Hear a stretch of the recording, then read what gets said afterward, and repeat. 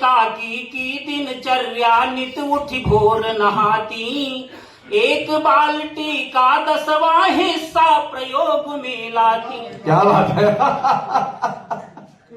एक बाल्टी का 10वां हिस्सा प्रयोग में लाती, बाकी जल बलिदानी बन बह जाता आड़े में।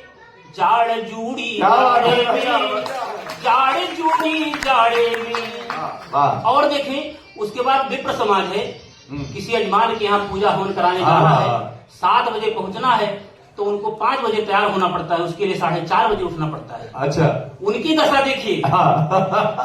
शुक्ल जी सुने कि सर्दी भारी छिपे तिवारी सुकुल की सामत आई। सर्दी भारी छिपे तिवारी सुकुल की सामत आई, डूबे जी 2 बार नहाते दुब के ओढ़ रजाई।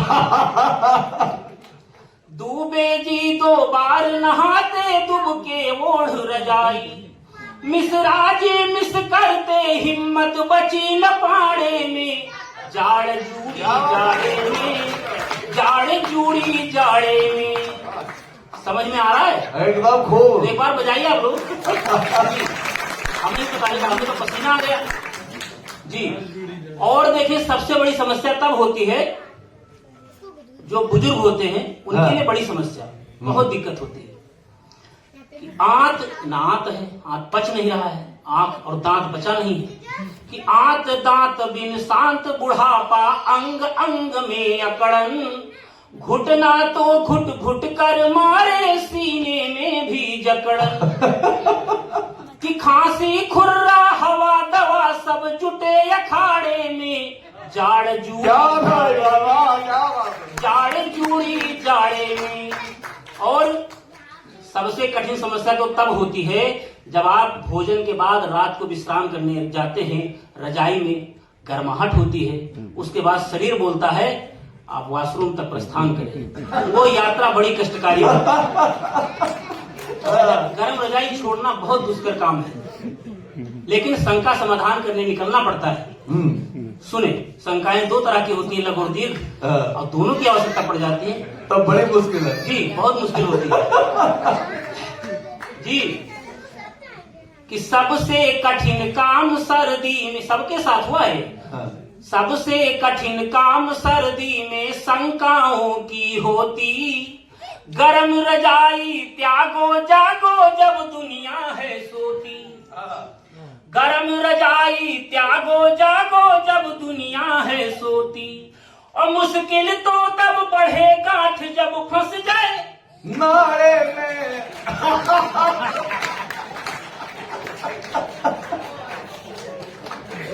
ये बहुत खतरनाक सच्चाई है। मैं सच्चाई तक लेकर जाना चाह रहा हूं आपको। प्रत्येक व्यक्ति के जीवन में घटनाएं घटती हैं जी। अरे दोबारा पूरा दो जी। सुने, बिल्कुल सुने, मैं जीवन हाँ सुना रहा हूं, दोबारा सुना रहा हूं कि सबसे कठिन काम सर्दी में शंकाओं की होती, गरम रजाई त्यागो जागो जब दुनिया है सोती, और मुश्किल तो तब बढ़े गांठ जब फंस गई नाड़े में। जाड़ जूड़ी जाड़े में, जाड़ जूड़ी जाड़े में। लेकिन कुछ ऐसे लोग भी हैं जो इतनी कड़क ठंड में भी उनको आराम नहीं है। काम काज किन्हीं बिना मोहि कहाँ विश्राम, वैसी पद्धति पर चल रहे हैं। मैं पंक्तियां निवेदित करता हूं और उनको प्रणाम करता हूं, और अगर आपको लगे कि वाकई वो प्रणम है तो संकोच मत करिएगा जी, अवश्य।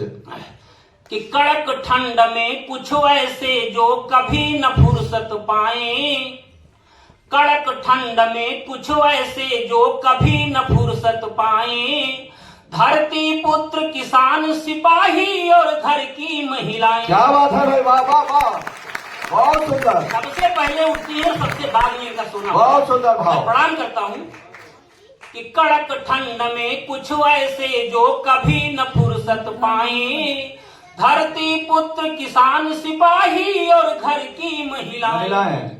जबकि देवधाम न्यायालय चारों धाम के पट बंद हो जाते हैं, न्यायालय छुट्टी हो जाती है। जबकि देवधाम न्यायालय बंद किवाड़े में, जाड़ जूड़ी जाड़े में, जाड़ जूड़ी जाड़े में, जाड़ जूड़ी जाड़े में। कुछ गर्माहट हुई? एक बार जोरदार तालियां बजाइएगा। और मैं निवेदन करूंगा, देखिए सभी गांव में कविता लिखने में दक्ष है ये मनोज मिश्र कप्तान। इनकी एक कविता बड़ा वायरल हो रही है और इस समय पूरे देश में दिवाली का एक मौसम भी बन रहा है। भगवान राम 22 तारीख को अयोध्या में रामलला विराजमान होने जा रहे हैं और उनकी एक कविता धूम मचाई हुई है। मिश्र जी, मैं निवेदन करूंगा वो कविता सुनाइए आप। जी जी। और एक बार पुनः तालियां बजाइए भगवान राम के सम्मान।